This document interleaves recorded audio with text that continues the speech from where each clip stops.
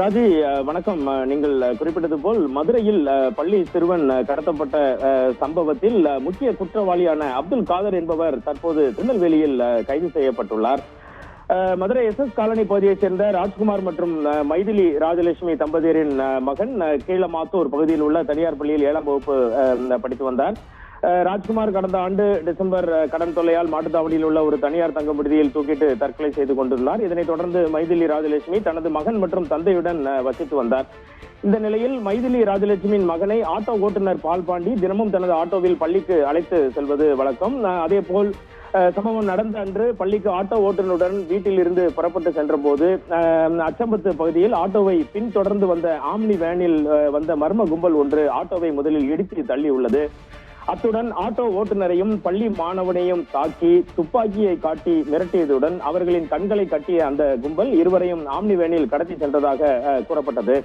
இதனைத் தொடர்ந்து நாகமலை புதுக்கோட்டை அருகே கடத்தல் கும்பல் ஆட்டோ டிரைவர் செல்போன் மூலமாக சம்பந்தப்பட்ட சிறுவனின் தாயாருக்கு வீடியோ கால் மூலம் மகன் மற்றும் ஆட்டோ டிரைவர் கடத்தப்பட்டதை காண்பித்தும் ஆட்டோ ஓட்டுநரின் காயத்தை காட்டியும் 5 கோடி ரூபாய் கேட்டு மிரட்டினர்.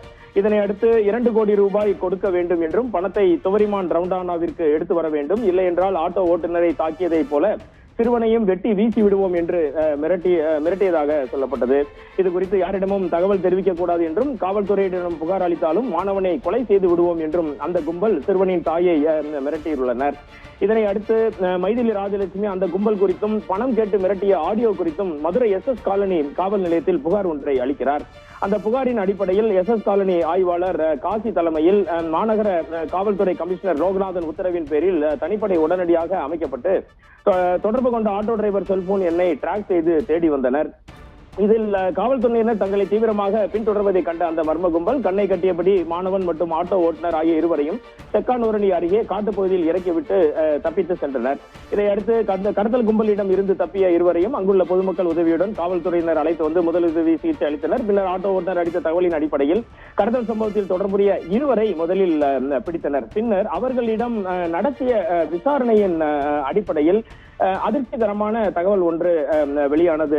ராஜி, திருநெல்வேலி மாநகரத்தின் அருகே உள்ள பேட்டை பகுதியில் ரகுமானியா பள்ளிவாசல் தெருவில் உள்ள முஸ்தபா என்பவரின் மகனான 30 வயது அப்துல் காதர் என்பவர் தான் இந்த சம்பவத்தின் முதல் குற்றவாளியாக இந்த சம்பவத்திற்கு திட்டம் தீட்டி செயல்பட்டதாக மதுரை காவல்துறையினர் முதலில் கைது செய்த 2 பேர் மூலமாக தெரிய வந்தது. இதன் அடிப்படையில் தமிழகத்தின் உயர் காவல் அதிகாரிகள் அனைவரும் உடனடியாக இந்த வழக்கில் தலையிட்டு திருநெல்வேலி பேட்டை காவல் நிலைய பகுதியில் உள்ள அப்துல் காதர் 30 வயதான அப்துல் காதரை இன்று திருநெல்வேலியில் தற்போது கைது செய்து உள்ளனர்.